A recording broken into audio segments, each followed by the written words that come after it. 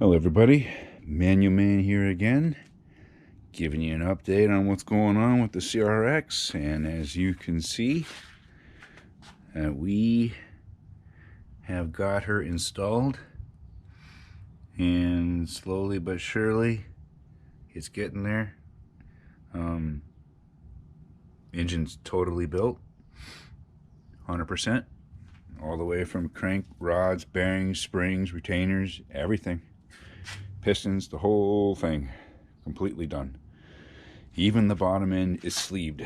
So bottom end sleeved, and we're getting ready. I got my electronic management systems on data with boost options. As you see, I got coil packs now, and no more distributor. I'm gonna have to get a distributor delete thing right there, you know, a cap cut off. And yeah, this is what's going on. Slowly but surely, everything's brand new pretty much in here. New axles, transmission, but I got a problem with the tranny, and I gotta drop it. I'm gonna put a different diff in here.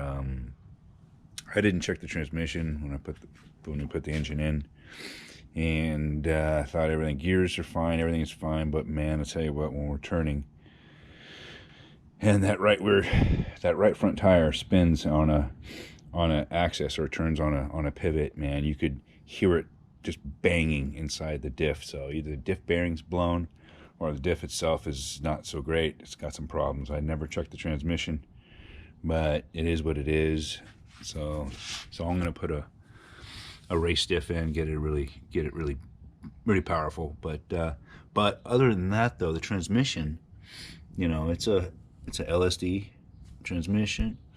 This is a typeR B type R. A B16B typeR 98 spec. So it's the 98 version. It's the one that everybody. It's the year that is the one-off year in the 98. Everybody wanted the transmission in this, but unfortunately, my diff has got a problem. But nonetheless, so this is what the CRX has become so far.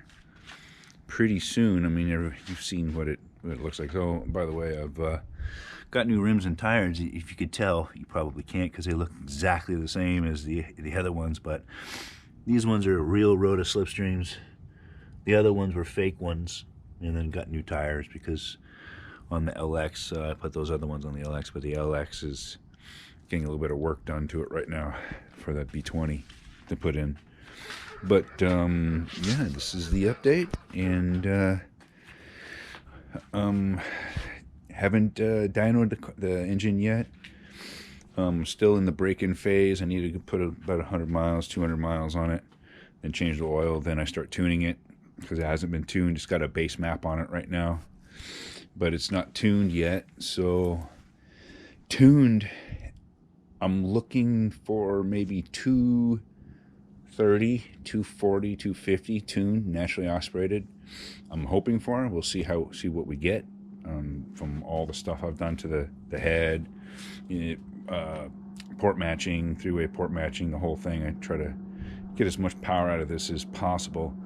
Believe it or not, I actually had to change the crank out and take the B16, the typeR crank out of here and put an LS crank in, because the pistons that I'm using and everything, I had to change it up because on the B16B typeR, stroke's really high, and it won't work from what I'm doing with the pistons and all that stuff. So I had to dumb it down a little bit with the LS crank, but nonetheless, it's going to do the job that I want it to do. So I actually had to take out the B20, the typeR crank, for this to work, to build it the way I want it to be built. Otherwise, if I would have left the B20 crank in, or not, sorry, the B16 crank, the typeR B16 crank, the stroke would have been too high and it would have slammed right into everything. So I had to dumb it down a little bit with a different crank. So that's just what I had to do. You know, so I had to do a couple things. Everything here is all brand new cams. They're Skunk Tube Series 2 cams, and then we got what do we got here? A Golden Eagle We got Golden Eagle. Pretty much Golden Eagle is the company that sleeved my block. So they sleeved my block, and then of course my cam gears are Golden Eagle, and there's a couple other little Golden Eagle things on here. But I do have some clearance issues. I have been scraping here. There's really nothing I could do about it. I have to cut a little bit more out. I did cut the frame out of here. Looks like I'm scraping right there. I have to cut that out. A couple other things, but not a biggie. But yeah, that's what's going on right now. And then as soon as this thing's broken in, I think at the beginning of the year, then it's turbo time. You know, the Arnold Schwarzenegger movie, fucking Jingle Bells, or whatever the hell it is. The character on there was Turbo, and his saying was turbo time. Anyways, it's just rambling. So that's what's going on. Oh yeah, I've also, you know, new belts, new water pump, new oil pump. So I am changing this to E85, but right now I'm breaking it in on pump gas. I did change out my fuel pump to a E85 high pressure pump. So, and then when that's all done and I'm breaking this, and this thing's all broken in, there's a couple little things there's a couple little knickknacks and little kind of tweaks I gotta do, because this thing's kind of off a little bit. Besides the transmission, I gotta drop the tranny.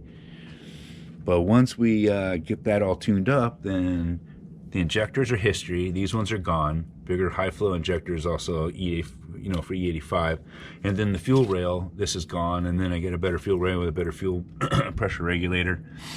And yeah, slowly but surely, the typeR is coming into plan here.